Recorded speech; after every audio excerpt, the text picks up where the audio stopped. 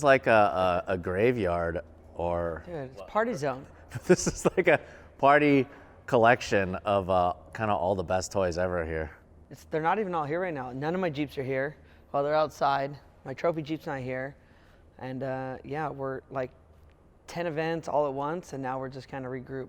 Life is hammered. What's up, guys? Larry Chen here. Welcome to another episode of Hoonigan Autofocus. I got my really good friend, Casey Currie here, and this is kind of your warehouse slash race shop, right? This is it. What's been going on with you? Okay, so forget, I don't even want to ask him. Let's just start from the big question. I've been talking to you a little bit about this, but Dakar. Wow, congratulations so much for being the first American to win Dakar on four wheels. Yeah, it's pretty gnarly. The experience has been incredible. The challenge is real, and it's still setting in. Like, hardest race in the world by far. I've done a lot of races, and it makes everything else that I thought was hard now look appealing to go back and do again. And man, the challenge was unbelievable. I mean, people don't realize 12 days of racing is very difficult to do, and now I know why it is the hardest race in the world. You did it in a Can-Am X3, yep. Right? Here's the thing. I kind of made this mistake too. I've never actually followed Dakar, which one day, hopefully, I would love to follow, maybe in your next attempt at it. I kind of got it wrong in that I'm like, hey, so you won your class. Woo-hoo! No, that's not how it works. Four wheels, it's four wheels. For you, like in terms of the UTVs, you're not competing pretty much as the same stage as a lot of these other vehicles, including two-wheel vehicles, right? It's like a different course. You win, you win. Yeah. So there's categories. So in UTV, there's like 3 or 4 different classes within a category. So like everyone's like, oh, you didn't beat the autos. Like, well, the autos don't have to stop for fuel. So we get put on a different race course. So throughout the day, there's on most days, and this year's Dakar in Saudi, we had 2 basically timed zones where we go off the race course and get fuel. Well, why they say that's different is like, well, if we were in the dust and it was dusty, 2nd, 3rd, 4th, 5th are all driving slow in the dust, right? Well, all of a sudden you're going to allow 3rd place to just pull over and get gas. 15 minutes goes by, we get back on the race course. Now we have clean air. Technically, that would make it where, 2nd, 3rd, 4th potentially have the chance to go even faster. So for myself, like, that is where the confusion is there's category, right? In category, we won the overall. We beat everybody else in a side-by-side category and on the same basically time section that we were in. I mean, just coming here and just checking out your shop just for 5 minutes. I just walked in here. I'm like, no wonder this guy won in a Maverick X3. Like, you probably have more than anyone else in the world. Like, how many are here? And then how many do you have elsewhere? Like, you have so many of these vehicles. Yeah, secretly there's a couple more hiding. But yeah, the thing is there's so much diversification within the units that, like, right now we're getting ready to go to Sonora Rally. So we're building up 2 units to go down to mainland Mexico to do a 5-day rally. We just got back from the King of the Hammer, so we had 2 pre-runners there, and then we raced 2 Can-Ams there. We're building a mud unit for this year, which I'm super excited about, to go back east and play in the mud. But yeah, so depending on where we're at and what we're doing, I mean, Can-Am has it all, and everything they do, they have like a special unit for it. So for myself, to be playing in the best field, like, man, we show up, we always have the best, and that's what it's all about. I guess one question for me is, like, did you always sought after, like, you have so many Baja 1000 wins, like, look at this, like, pretty soon you're gonna run out of room here. Already your trophy wall, and the big check wall is crazy from all your Pro Light wins. But is Dakar one of those things where it's like you just kind of aimed for that as like a long-term goal? I would say that everything, like, it was one of those things when I first got into it, I was like, oh, I think it'd be fun. I think that's style driving, right? Because it's not all about money. That's when everyone's like, oh, all off-road racing is about money. To me, it's not. Like, if you look at Dakar racing, it's limited. All these rules and regulations make it where I don't care how much money you have. We're going to limit your motor size. We're going to limit the intake, and basically make it where you can have this twin-turbo Wazoo diesel motor or a V8 motor. And, like, at the end of the day, the air restriction, they're all within like 50 horsepower. So it's not all about that. It's about how good your navigator is, how good your speed is, like how good your suspension works, and all that plays into factor. That's like, oh man, It doesn't matter how much you pre-run because you're not allowed to pre-run in Dakar. Why? Why? Fair game. Here we go. Start of the race going like, all right, co-driver, you think we're going here? Here we go. Like, clean slate. Everything is new. No one else has been there. So it comes down to really how good of a driver you are, not going like, well, that rich team, they pre-ran 6,000 miles and they have so much seat time and all these cheater notes and cheater lines. There's none of that in Dakar. It's all out driving and it's fair game for everybody. That's just so cool. I mean, that's such a dream. Hopefully one day I do get to photograph it. It's kind of one of those last things that I need to do in terms of a bucket list item. But I'm definitely looking forward to you kind of pushing that and, you know, defending your title. Oh, yeah. And who knows what's going to happen in years to come. You know, I think you honestly opened the floodgates for so many other Americans to compete in all different classes. Yeah, right? I think the biggest thing out there that everyone, there's opportunity. If you think you're good at racing and you want the challenge, go look it up. The cool thing is out there, whether you're in the car category or auto category or side-by-side, is the fact that there's like rent-a-rides there. So you can literally show up, pay the money, hop in a car, race, and then fly home. So we don't really have that in America, but over there you can find some pretty amazing rides. And it's not just a car. Start smaller, go do a Sonora rally, go do an Abu Dhabi rally, a Morocco, go somewhere else, do a 3 to 5 day rally, and see if you like it. But yeah, to me, I think we're already seeing it. Everybody wants to race now. Everyone, obviously, if Casey Currie can do it, anybody can do it. I'm not that good. I just like to have fun. And so now, obviously, I think there's going to be a lot of Americans that want to go do more. And I'm all about it. I think the more Americans, the better. We're in a state at Dakar that obviously is the first time in the history of Dakar that they played the national anthem from the U.S., and that was pretty amazing to see. Oh, in Saudi Arabia, out of all places, which is so cool. In one night. Yeah, which is just so cool. It just makes you so proud, you know? While I love talking about racing, we're actually not here to talk about Dakar, even though we spent 5 minutes talking about it. We're actually here to talk about your Camaro. So Camaros, they kind of hold a special place in my heart in that I always say, hey, if I'm going to get a classic American car, it's going to be a Camaro. Tell me a little bit about this. What year is this? So it's a 67 Camaro. My whole thing was, obviously we own Currie Enterprises, family-owned business. My dad has a 67 Ford Mustang, and I was like, oh, I don't want to be just like my dad. My dad's going to build up his and do something very similar to what I have going on. I was like, man, we don't need two of these running around. I was like, man, I really like the look of the 67, did some research, found out that it's lighter than the 69 and the newer models. And I was like, okay, well, let's go for lightweight. But I'm like, I want a big engine. I want sequential tranny. And I'm like, I just want to do it. I want to bring some off-road into what I look and feel is like a Camaro. So like, you know, it's got a bunch of carbon fiber on it. I basically went to American Racing.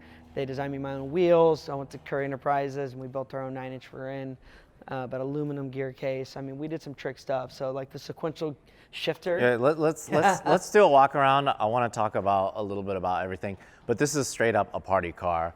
This thing is, while it looks great, it's actually not built for looks. It's actually built for doing demos.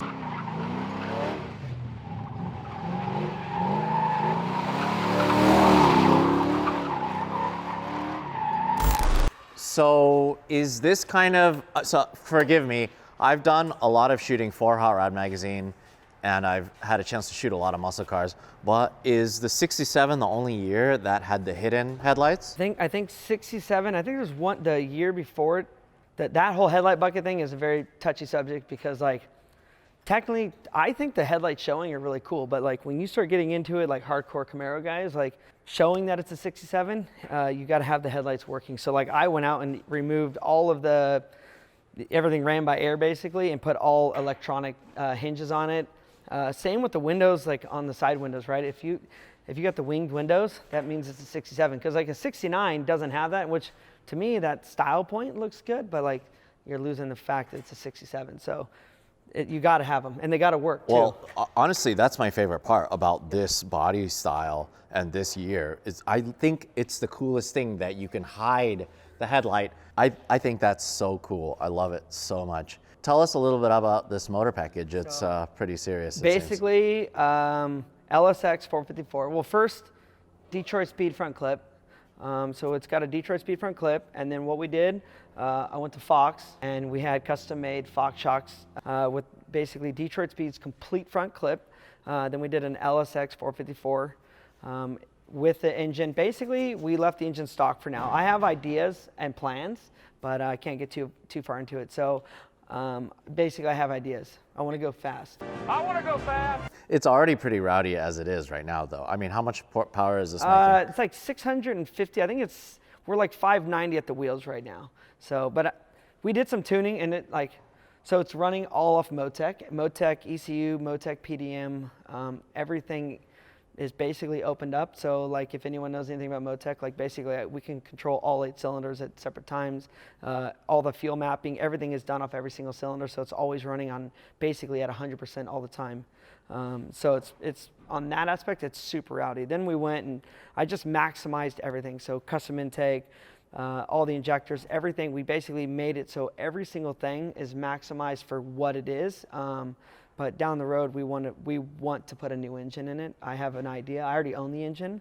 I'm just waiting to basically get my bearings. I've really never driven on the asphalt in a car ever. I can drift an off-road Jeep, no problem. So tell me a little bit about this. So it's actually Fox shocks? Yeah. So I love that you have Fox shocks on your race car. Yeah, well, dude, that's the whole point. It's like, dude, if I'm gonna build a Camaro, like I'm gonna do it with all my partners from the off-road side. And like, come to find out, Rytec and Fox merged this year, and Rytec makes badass stuff. So I was like, dude, this is perfect. Like, here's what I want lengths. Here's what I want to do. This is how I want the car to work. So obviously, I got a high-speed and low-speed adjuster, and like, dude, they were super open to the idea and loved it, and they bolted right on. So that's even better. So, yeah, the suspension is unbelievable. It's kind of funny though, because it kind of looks like an off-road setup, like the way it's mounted too.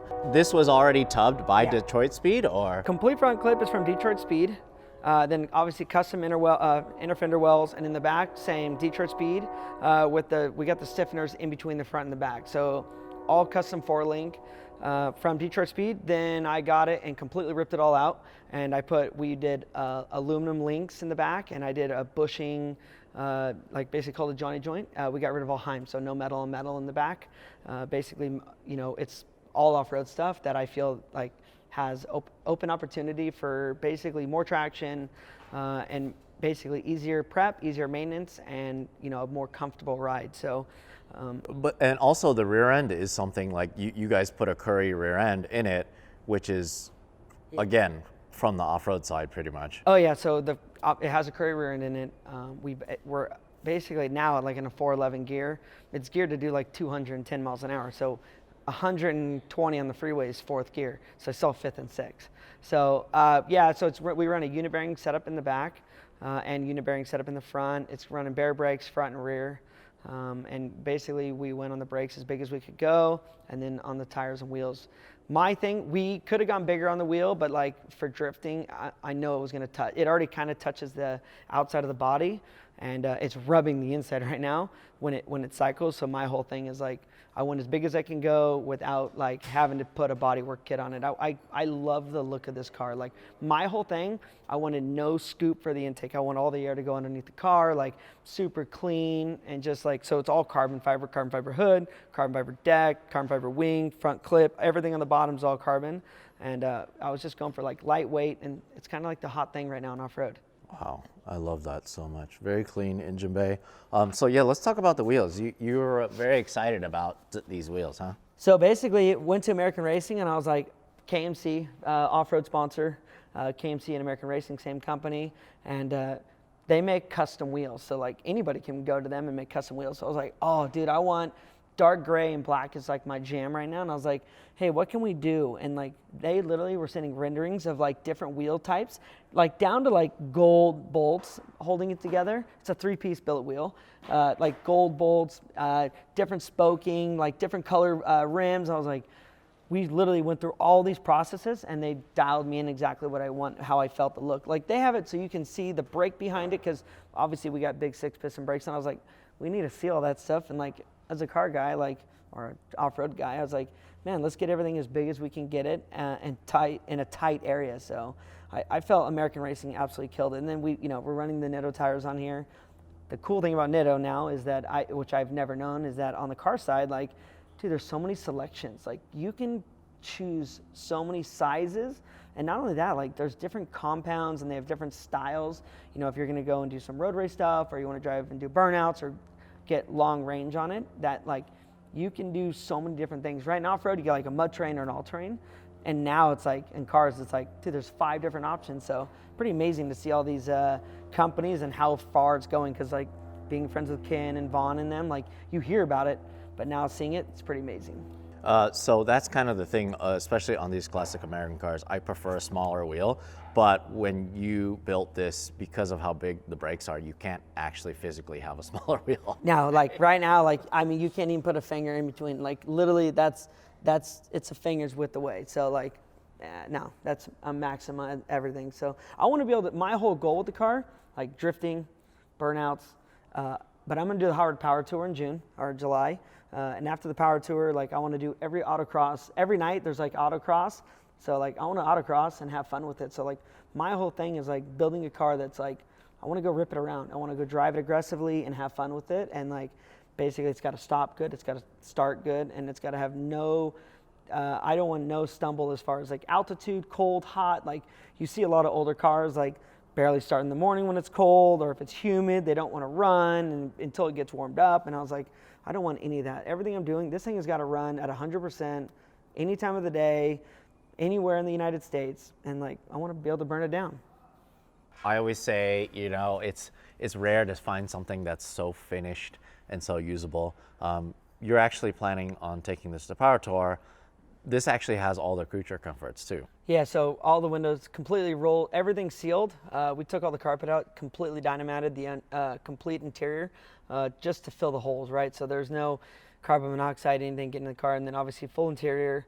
And then we put air conditioning and heater. So this thing has everything. It's got the vintage air system in it. It's got everything to blow ice cold air all day long. So I really do like that while it is period correct, you really updated a lot of this, including like this awesome center console here. Yeah, so my fab guy, Justin, basically I was like, here's the deal. I want to be able to, I don't need a cigarette lighter because I don't smoke cigarettes, but I need charge my cell phones, and I want cup holders because, like, if we're going to go on the Power Tour, those are like very crucial things that you're driving all day. So we basically built a console around the Motec dash.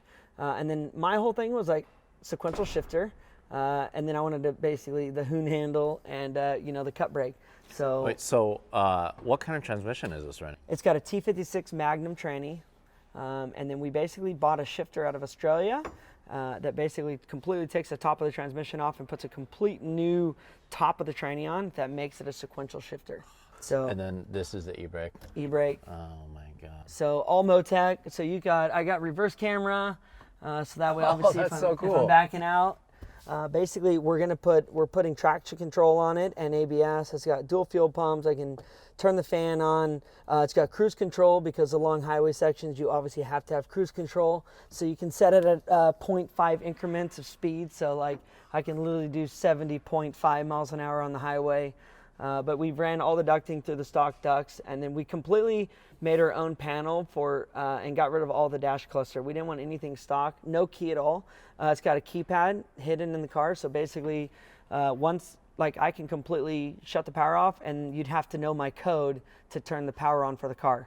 So the goal is to slow somebody down if they want to steal it. So it's drive-by-wire instead of drive-by-cable. By doing that for cruise control, I don't have to give it the gas at all. Like everything can be done automatic. So, but through Motec, like we have a lot of options that we're gonna do. Basically, cut shift, holding it wide open and just pulling gears without having to let off the throttle. Under braking, it revs the engine up, so it always pops itself into gear quickly. That's so fancy. I like the cage too. It's kind of like a half. Yeah. So we cage. basically we wanted obviously you have to have it for some of the autocross. So we just made straight vertical tubes down that drop down. To try to make it as easy as you can to get in, but it's still a pain in the butt to get in. So everything's removable. I got 2 kids, so if it's not a 4-seater, then basically I got to sell it. So the back seat's still usable, and my kids just climb over the console and everything. So around that, we basically made it so the headlights obviously still work on the pull. We did put LED lights in. I took them out of a Jeep. So it's got LED headlights on it, and then we put Baja Designs. All the white light in here is all from Baja Designs. So it's like their underglow, all white. Yeah, and I like how you kind of integrated it in the back here, kind of like what so you reverse have on your cameras. race So car. our reverse lights, instead of doing anything ugly, like I was like, dude, we make some flush mount Baja Design lights, so that way if we're gonna turn the back up or put it in reverse, like it's gonna light the night. So it's all about those like small things, right? If you're gonna do the power tour, I already done it with a car with no air condition and reverse barely works and the thing overheats, and it's like, we're not doing that. If we're gonna do the power tour, I want air condition, I want cruise control, I want cup holders, I want USB ports, like, you know, all those things that make the power tour fun. Let's go for a ride. Let's go for a ride. You wanna go for a ride? Let's do it. Dude, I'm ready. All right, here we go. Oh my God. Oh, this thing is so cool. Let's see the startup sequence here. Ah, that's fancy. I love that it has a reverse camera. It's what every car has, right? Amazing. Hey, this thing is awesome. I love it.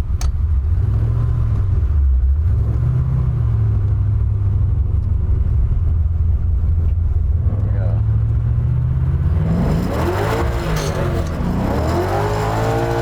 Oh my God. This thing is so rowdy. You know, Rips. wait, how wide are the tires in the back? 325.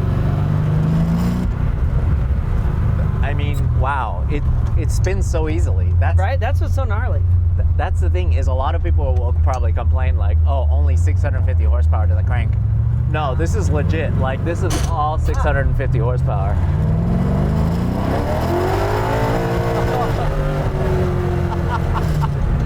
This is so crazy.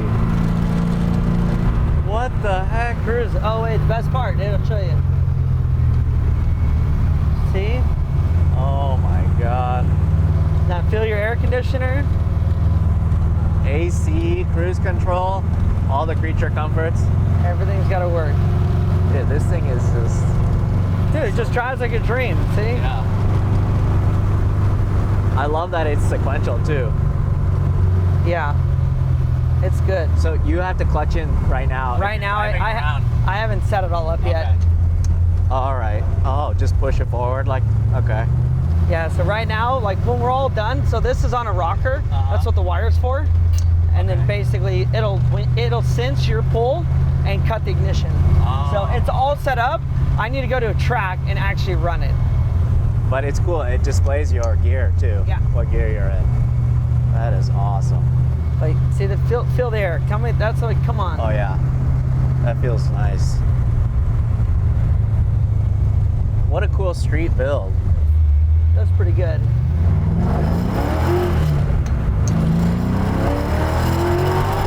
Oh my God!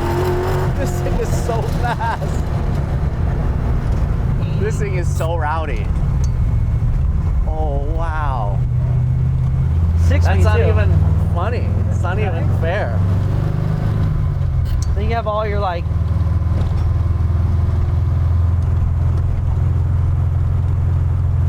This thing is so cool. So you get all your gauges. I love that it says Currie. Right. You want to know all your fans, how much amps are drawing.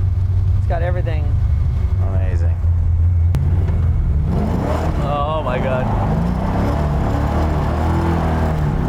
This is insane.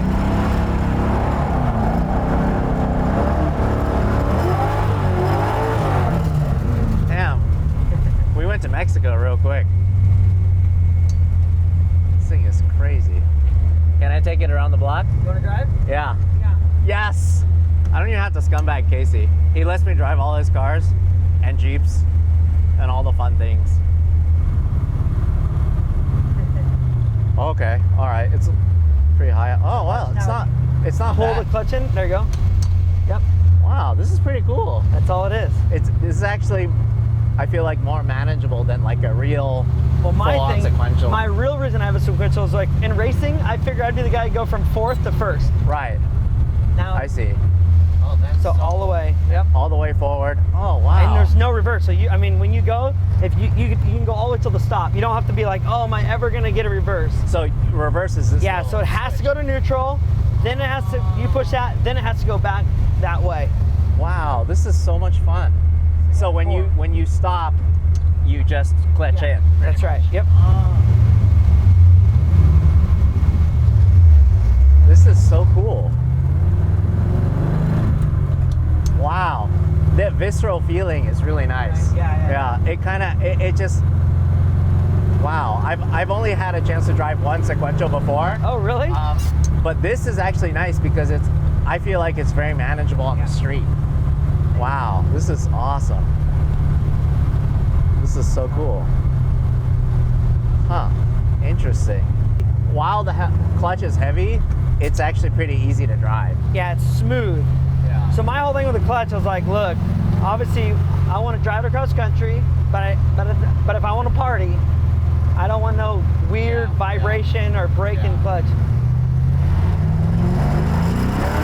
Oh my God. That's already 325s is not enough, sir. That's not enough. This is crazy. Oh my God. It has so much torque. It'll pull all day, every day. This thing is scary. I like it a lot, but it's really scary. And honestly, I feel like you don't need more power, but I know you're crazy and you're gonna want to put more power. Here, we go down.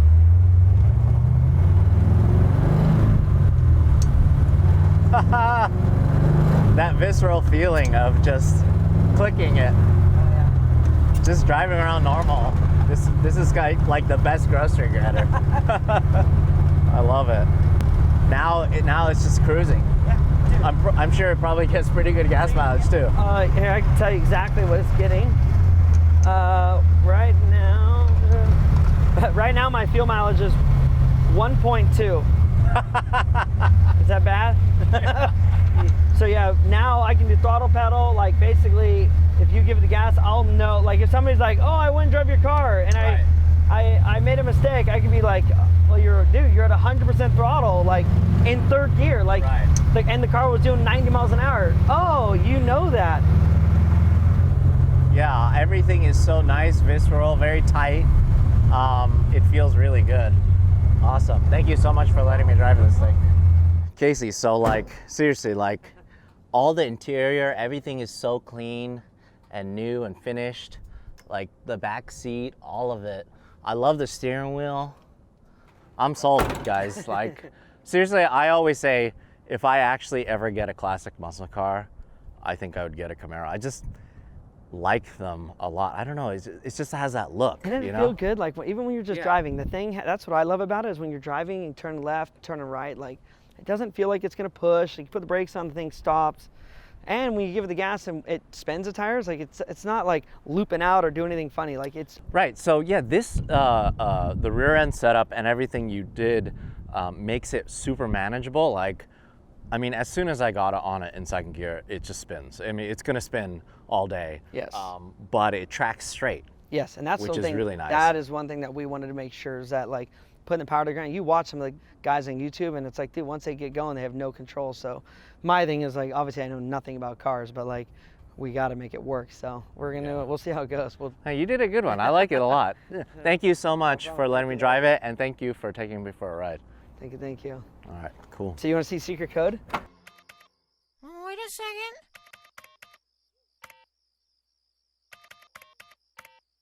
That's it. That's it? Yeah, that's the melody of Funky Town.